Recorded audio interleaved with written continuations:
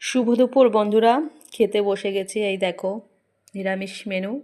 তো কালকেই তো তোমাদেরকে বলেছি যে আমাদের গুরুমা কালকে দেহ রেখেছে, তো সে কারণেই 4 দিন না, সরি 3 দিন নিরামিষ খেতে হবে। কালকে তো একদিন হয়ে গেছে, আজকে দ্বিতীয় দিন।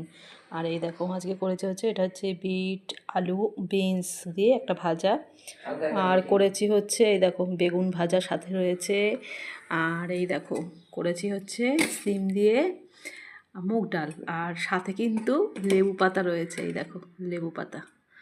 আর এই দেখো করেছি হচ্ছে ফুলকপি দিয়ে আলু দিয়ে আর কড়াইশুঁটি দিয়ে তরকারি।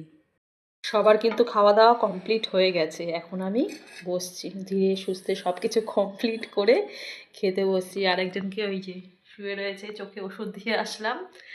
আর এদিকে ছেলে কি করেছে বলো তো, ছেলে তো সত্যি কথা বলতে কি বলো তো, নিরামিষের কথা শুনলেই না ওর মানে গায়ে জ্বর চলে আসে, নিরামিষ একদম খেতে পারে না। আর শুনেছে পরপর 4 দিনের নাম শুনে এখন মানে, আর কালকে তো হয়েই গেছে আজকের দিনটা, আর কালকে আবার পড়েছে একাদশী, তো কালকে একাদশী করব। কালকের ফল সাবু খেয়েই করতে হবে। কোনো প্রত্যেক একাদশীতে যেমন ডালিয়াটা করি, ডালিয়াটা খাওয়া যায়, সেটা তো খাওয়া যাবেই না।